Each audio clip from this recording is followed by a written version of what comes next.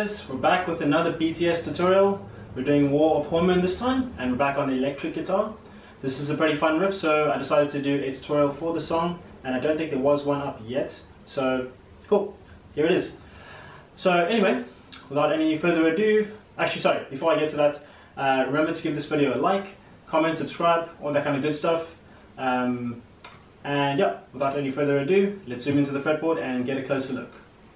Okay, so we're zoomed in now, and before we get into the chords and whatnot that I used, I just want to talk about one or two things. So the pedal that I'm using is actually just a distortion pedal. It doesn't really have much to it. I don't really like the tone that it gives, but it's about as close as I could get to the song. So if you want to get close to that tone, mess around with your amp or whatever pedals you have to try to get that. You can also play this on acoustic guitar, and I'll show you the chords you can use if you just want to play it on acoustic guitar. Okay, so the chords we're going to use in the song are B minor and E minor. Okay, it's just those two. Those are the only chords used for the entire song. So let's look at the riff. The riff is going to go like this. Okay, it's going to start like that on the B minor shape.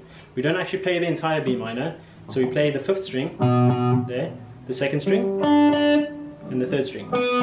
Okay, so we play twice on the 5th string, then we play 2nd, 3rd, 2nd. So,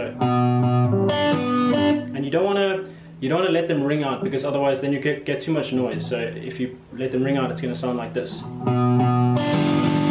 Okay, you don't want that. So what you want instead is just play them and then basically take them off, or take your finger off really quickly afterwards.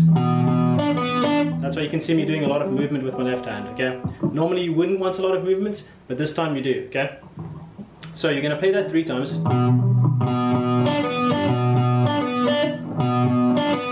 the 4th time, you're going to go... Okay, so play twice on the A, then 2-5 on the E. Okay, that's the first part. Second part, then we play the E minor shape, okay? And we would play this with an open E minor. Like that, okay? But it's far too noisy because of the open strings. It's difficult to mute or to stop the open strings because they're open. So what we're going to do instead is we're going to play it up here. Like that, okay? So we play open E twice. It's the same pattern as before, twice. Then we play 5 on the D, 7 on the A, back to 5 on the D. So, like that, okay? Play that whole riff 3 times. On the 4th time, you're going to do a similar thing and go, and then you're going to play, that, okay? And actually, we can play it over here. So, let me just show you what I mean. On the 4th time, you're going to play that, okay? And I'll just quickly play the entire thing because that might have been a bit confusing. So the riff on the E minor is going to sound like this.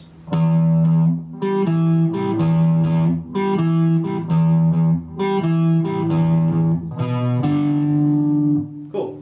Okay, then you just go back to the B minor shape, play that riff, and then it just repeats, okay? So just one more thing about the riff on the E minor. Because of the fact that you're playing this open string here, then what you want to do is you want to use your thumb, if you can, to try to mute the string after you play it, because otherwise you're going to have all this noise from the E string just ringing, right? So you're going to have this. Okay, it doesn't sound awful, but it does sound better if you manage to mute that string as soon as you're done playing on it. Okay, so moving on to the chords that we're going to use to actually strum the song, right? I believe this happens in the verse.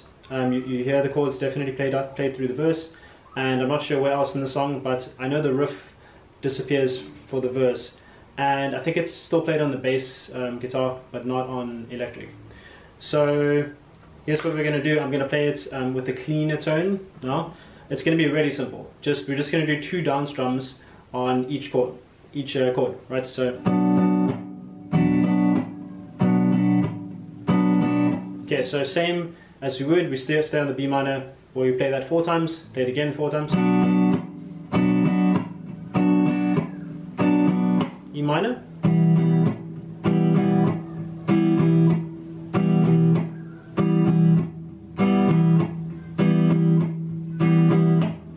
okay?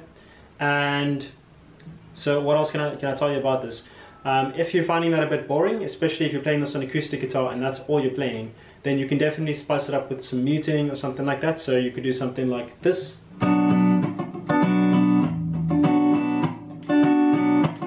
You know, something like that. Just add in some mutes in that empty space. And if you're going to play this on electric, what I would recommend is, instead of playing these chords, sorry, if you're playing this with some distortion or overdrive or something like that, instead of playing these chords, play power chords instead, right? So play, if you don't know what a power chord is, you just play the bottom note in the string, then play an octave higher. So for the B minor, it's going to be those two notes. Then you play the fifth on top of that, which is that note, okay? So it just looks like this shape. It's going to be 2, 4, 4, and that's on the 5th, 4th, and 3rd string. Okay, and what power chords do is, if you add some distortion or overdrive or just some effects on it, it gives a really nice grungy, heavy sound. Versus if I try to play an open chord, sorry, a normal chord, okay, it does not sound nice with all this with the effects that I've put on. So I'd rather play power chords. And then for the E minor, you can play it over here. Okay, it's a little bit awkward because now you've got to not play the bottom 3 strings, because with the power chord you only want to play those 3 strings that you're playing on. So what you could do instead is you could shift up the chord an octave, the power chord up an octave, play it over here on the 7th fret of the A string, and then the 9th fret of the G and D strings.